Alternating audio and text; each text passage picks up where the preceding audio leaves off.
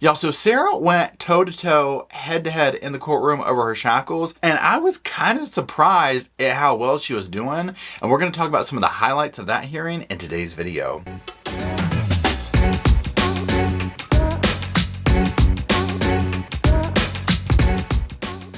Hello, Sofa Squad, and welcome back to the sofa. My name's Paul, and we are right back at the suitcase again. We are visiting Sarah Boone, Suitcase Sarah, also known as. We are going to be going over just a few highlights from one of her recent hearings that she did, motions hearings. I did a live chat on this where we watched it from beginning to end. I'll link it down below if you want to watch that version, but I went back through it for this channel because it's just, a different vibe, right? To pick out some of the highlights from that hearing to go over and use as discussion points, and that's how this video will be laid out. We'll just be watching some of Court TV's, clips of the hearing and talking about it. If you're unfamiliar with this case, Sarah Boone has been awaiting trial for almost 5 years now. She allegedly took the life of her former boyfriend, lover, George, by getting him somehow in a suitcase and then leaving him there until he succumbed to asphyxiation. Sarah says she didn't do it, although Sarah forgets that she recorded the entire thing on video on her phone and the cops found it. She has chased away 8 lawyers and the judge has made her go pro se and represent herself. And what we're going to be watching today is she is specifically going to be going up with some motions that she filed, about like wearing shackles in the courtroom and things like that. And, I'll go ahead and say, I think she did well, right? She was way more like, okay, like she's dotting I's and crossing T's. She's acting the way you would want your defense lawyer to act, right? So I was like, okay, this does not mean that I defend her. This does not mean that I agree with her actions, but I'm just kind of giving credit due where credit's due, right? I was like, okay, she's coming to court with the basketball in hand. Okay. So that being said, let's go ahead and get that first clip up. Have you received both of those? I did, and I had questions on that, please, whenever. In just a moment, ma'am. So I know that there was a concern with regard to mailing and things purportedly not being timely provided to you. There was only one order, the order of July 29th, which was sent to the general mail delivery, and that was remedied the exact next day on July 30th. So that clerical error as to the wrong address was remedied one day after the original order was sent out on July the 29th. I just wanted to put that on the record and again, identify for you, ma'am, that nothing's being withheld from you and everything is being timely served to you as required. Okay, now the judge, he ain't having it, okay? He came up in there talking about, look, you hear he's got an edge to his voice in this hearing, okay? He's annoyed with her, right? And kind of giving her attitude back. She writes very condescending, cocky things and comes across in that way, that her demeanor towards him. And he gives it right back to her, and I like him for that. And what he's saying here is he's dotting his I's and crossing his T's. Look, you're sitting here talking about we're withholding this, we're doing that. Girl, it was a 1-day delay. And we fixed it. So what else you got to say? That's basically what that came down to right there. What else you got to say, girl? We can take this outside if we need to. Let's take this outside. He's ready to rumble. He's ready to tumble. Okay, let's go to the next clip. Now, you had questions about the JAC order. I will revisit those in just a moment. I've got a sticky with regard to that. And I was going to say, please, if I may, about the address. There were 2 or 3 different documents that were uploaded to the tablet. So those 3 documents, without knowing specifically which ones they are, those were also sent to P.O. Box 9101. I don't know what you're talking about. Woo! Now, he's like, she always wants to squeeze something out. Again, I get it. I understand it. But it's just like, oh my God. Like, have you ever been on a conference call at work or something like that? And, and the boss is like, does anybody else have any questions?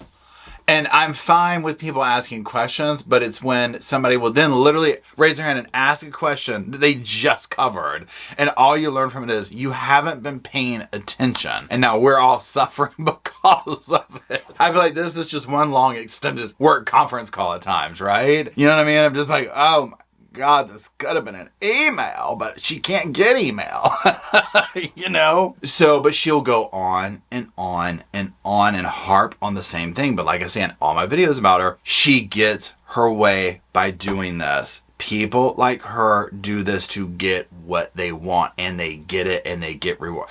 Society, and I don't know if it's just here in America or if it's just in general, whatever. My only experience, obviously, here in America, society is set up to reward these people. Whether it be, stores that are just like, oh, just give the angry customer what they want, and let them talk to anybody the way they want to. Or, I'm busy, I just need to get her away from me and keep going. People like this exploit that dynamic and interactions, and they get what they want. You were talking about supposedly just one document that was mailed to the incorrect address. It was more than one. That's not correct. Court scoured the court file this morning, ma'am. The court has not filed anything other than what I've identified since that June 28th order, where you were representing yourself pro se. So that is incorrect. Is it something that I need to record and bring back, or is it that big of a deal? I can't answer that question. That may call for me providing you legal advice. Woo! He said, we scoured the bottom of this filth in here. You see him, he's going right back. That's not right. That's not right. She's like, do I need to bring receipts? No. That might be me giving you legal advice. Literally, that's going to be his go-to. So that's also code. I mean, I'm being facetious when I say this, but probably in his world, he's thinking like, this is code for F you. You know what I'm saying? So at times where she'll be like, good morning. He's like, that might be giving you legal advice. That's him saying F you to her. But in all honesty, I'm just joking. He's a very professional judge, and I get what he's saying, right? But that's how I also interpret it. Like, and he's getting some solace in that somewhere in there, right? I mean, I certainly would be. There's a file inside of a file inside of a file. So when I try to open one of the files, all these different icons come up. So if I try to click on one, it says unavailable. So I keep trying to go to the next one, the next one, and the next one, but they're all the same format, so I can't open any of those. Okay. And how many times has that happened? The one time One file, 10 files, 20 files, 50 files, or was it just a one time and then you moved on to something else? I don't know how many files were in it because I didn't bother to waste my time on trying to open. I believe I tried to open about 8 or 9 of them, and then I just moved on from that folder into another folder. And the other items in the other folder, were those accessible? Were those viewable? For the most part, yes. I have not had a I don't know moment what for the most part means. I haven't had time yet to explore everything due to the dorm environment.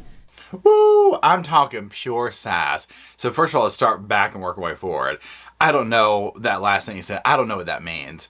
That was like, he was like over it. Now in the beginning when he was like 1 time, 2 times, 10 times, 20, 50, the 50 was personal. When he kept extending it out and said 50, that was personal. Okay, that was his code for FU, right? And then like going on about it, he's like, did you just try it once and then just moved on? You know, what did we do here? Now, that being said, that would be me right there. That would be me. With her doing that, I'd be like, great, I got what I wanted. Let's open these files. None of them work, right? That would 100% be me. So also on that note, and I don't remember what this is, but like, remember how younger people used to make fun of older people? And I'm one of the older people they would make fun of, where it's like, we don't know how to convert like a PDF to a doc form. It's something like that. That's like super simple to young people. But like for people of my age, that was like, you used to have to pay for that. I think that's where that comes from, right? Like you used to have to, like, that was like serious, but now it's like, not like you can just do that normally. If you know what I'm talking about, drop it, because I was like, this is what's going on here. It's like something that young people are like, oh, all you have to do, Sarah, is click this button and it works, right? But it's like for us like older people, it's like, hold on now, I think you got to get a monthly subscription. She's got damn subscriptions going for the jail just to open some damn PDF files. I mean, I cannot with this. I do not believe she should be rear shackles. And why is it that you have come to that conclusion? Based on her current charge of second degree murder, she also has previous domestic arrest for battery by strangulation.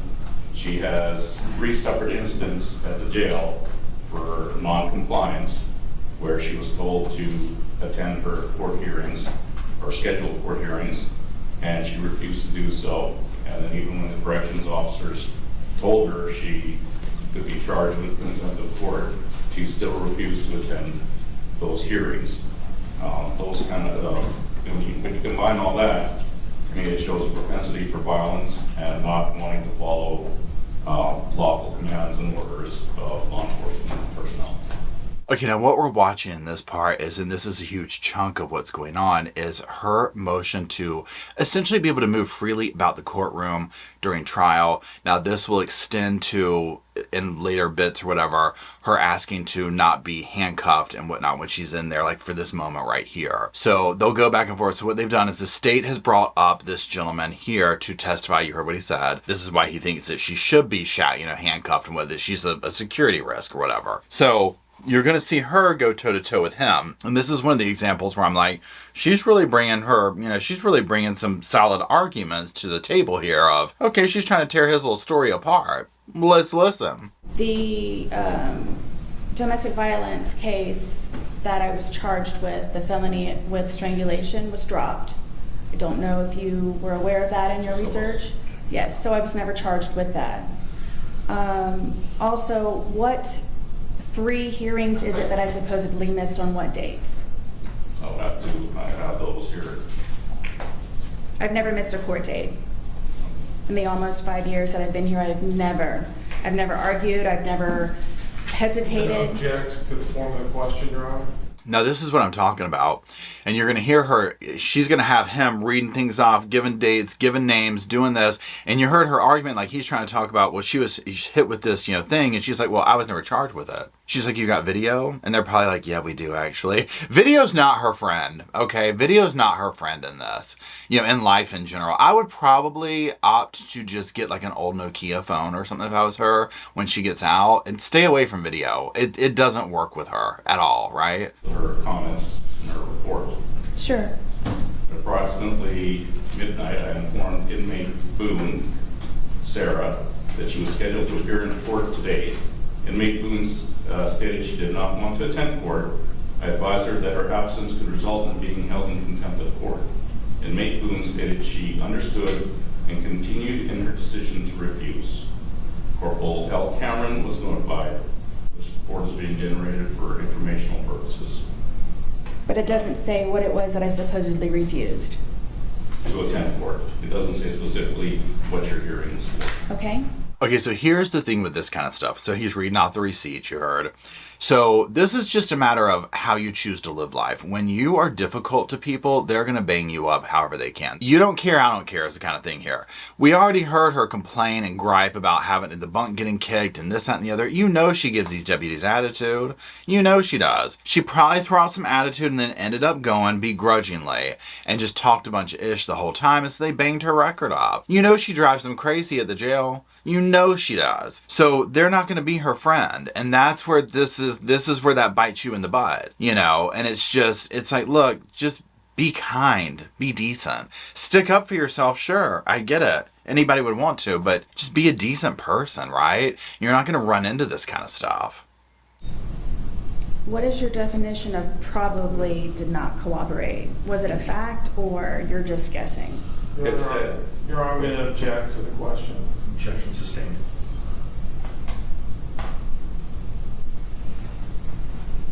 Now you heard her, she's giving that little sass right back, like, what is probably? Are you just guessing? But again, this is where I'm like, wow, she's really picking this apart. She's fast on this. Like picking apart word for word, sentence for sentence, his thing, and just dismantling his argument. I'm like, oh, wow. So cannot wait for her to get the detectives on the stand and did the interrogation where they show her the video. And then trust me, y'all, she's going to explain that video away. She is going to explain that video. That is her, probably in her mind, she has the argument formed and she is going to explain it away. Not provide you any legal advice. Okay, I'm just stating to the court that I'm doing my best with being uneducated in this situation. So here's the thing. She does pivot herself in these manners right here of like, I'm uneducated. What does sustained mean? What does this? She downplays herself, and I'm not trying to say that she's educated as a lawyer. Obviously not. But homegirl is like putting in the work, right? She's very, just seeing what she's brought, I'm like, oh, yeah, she's super extra. Again, if she's probably the type of person, if she put her powers to use, could do anything she wanted to do, right? It's just they're not used for, right now she's trying to put them together to get herself out of trouble. My understanding from what I've heard, and this is sofa speculation, I mean, I've heard from some of y'all, but I haven't like seen it my own eyes kind of thing, so not that I don't believe you, but I'm just saying I haven't seen it, whatever. But it's that she's denied or turned down plea deals in the beginning. I think one was supposed to be 10 years or something. She could be halfway done with her sentence. You know, I'm imagining, I don't know if she's met with him to go over a plea deal yet, but I'm imagining she's probably holding out to try and get it almost like time served, you know, or something, or trying to dismantle the evidence, whatever, right? She probably thinks she is going to avoid prison. We'll see. Statement. The objection is sustained. I know this is a lame question, but what does sustained mean? That means the state's legal basis for you asking that question is correct, and the court will not permit you to ask that question Thank you. in the way that it may be asked. So this is what I just talked about right here. The whole says, what does that mean? What is that? You know, she downplays it a little bit, right? She wants to go. Remember, also a tactic of hers and people like her is, I'm a victim of everything. I'm the victim in any circumstance. I'm the martyr. So the more she looks like, what does sustained mean? You know, how does a suitcase work? You know what I'm saying? Like, it's just going to benefit her in the long run. Am I, in your opinion, a flight risk or detrimental to the courtroom and am a threat of any type of harm? Based on what I've researched, I don't know you personally, but based on my research, I don't think it would be appropriate for you not to be in restraints. Ooh, he told her. He said, certainly not if there's a damn suitcase in the damn courtroom. He said, if there's a damn suitcase in here, hell no, you need to be in restraints. But it's just, again, this is the awkwardness. Do you think that I'm this? You know, it's just like, ugh, my gosh, it's so awkward. And then what was the year, please, for the charge that was dropped with the domestic violence? It was 2018. 2018? Correct. And it is now 2024.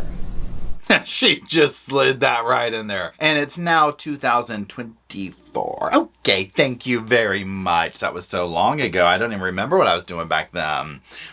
I believe that it is unfair that you, number one, want me to represent myself, and then number two, you would like for me to represent myself while being handcuffed, to be able to progressively and to actively participate properly in the same as others with just simply being able to write notes. At some point, I'm sure I will be bringing things with me to court that I need to reach for, to open, to pass normal functions in a body as a whole with the same equal level as anyone in the courtroom would have in order for myself to be able to do the same and function fairly and appropriately. I mean, my goodness, there's so many words there. But I mean, I get what she's saying, and we'll hear them talk. It is pretty standard to make an inmate not look like an inmate once trial comes up. And then the things she is asking for here, I get it. I mean, you can see her over there. It's a pain in the butt to be in those handcuffs. So 100% I get where she's coming from on this of like, look, can I just like have some normalcy or like to be able to write and do this and do that? You know, spread out. She's over there like trying to do her notes on the thing. You know, again, I get it. Perfect, thank you. All right, so now the court's going to grant your motion, and then you will be unhandcuffed for every hearing moving forward. And instead of being in the jury box, you'll be seated at counsel's table. Okay? You may still have your leg restraints on, but you'll be hands-free. For the purposes of trial, in accordance with Florida Supreme Court decision in Weaver, you will be hands-free and you will not be shackled with legs. But the stun cuff, as identified by Sergeant Barnett, will be affixed to you, and you'll have to sign that waiver. So there you go. Stun gun, give her a little shock here and there. Keep things interesting. Or a stun belt or whatever. But again, I mean, I agree with this. It's like, yeah, she's representing herself. Let her spread out at the table. Have the guards there. Do your thing. Certainly during her trial, you don't want any level of bias going on. God knows we want to avoid an appeal, which you already know there will be one. The USB drives, how they're being handled, I feel very uncomfortable with, as I referenced to you prior. They're being taken out of the bags, and then paperwork is being removed from those bags, like the protocol security paperwork that I needed to reference, and then they're resealing the bags. The other day, one of the officers took the USB drives upon herself to remove from the bags herself, and then just handed me both the USB drives. I don't know where they go. I don't know who controls them. I don't know how they're stored. And one of my requests was to keep it at my bunk in my locked drawer, along with, of course, the internet, if I could be supplied earphones and headphones for listening, and a word program just simply to be able to type motions and letters and anything that needs to be documented or recorded. It is simply a basic laptop in order for me to view my USB drives, and just, as I stated earlier to you, some of the parts of the USB drives cannot be viewed, which I will discuss with Mr. Lane tomorrow when I visit with him. Okay, so depending on when you're watching this video or what order or whatever, I've also recorded a video that specifically goes over her letter to the captain, which is covering what we just watched her talk about. So she's writing to the captain of the jail, going over all these requests about access to the computer, getting internet, doing this, who has the USB drives. She does bring up some solid points. She kind of goes over them very quickly here. But what it sounds like to me that she's complaining about is it's almost like there's a system in place of, we store these drives in this way, it's documented, it's this, and someone's just showing up and handing her the things, and it's like, well, where did this come, who did what? Her concern is who is accessing the information. I get it, right? Because what she's basically like, look, all my stuff's out there. I don't trust people to not go through this. Another complaint that she had in the letter was that when she got her laptop to use it, the battery was dead. So she had to basically like wait for it to charge or whatever. Again, I get that too, okay? Again, I don't mean to sit here and completely just side with Sarah on a lot of this stuff, but it is what it is, you know what I mean?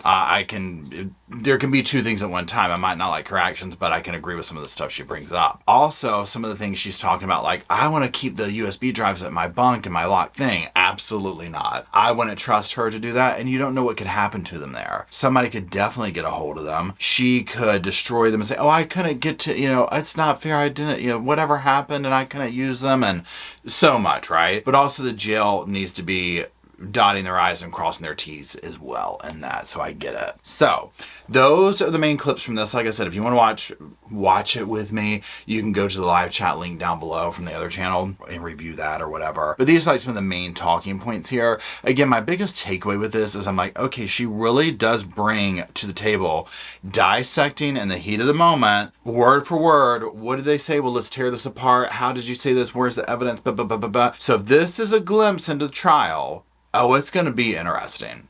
It's going to be interesting. It's going to be very interesting. So we shall see. If you're still watching, I do appreciate it.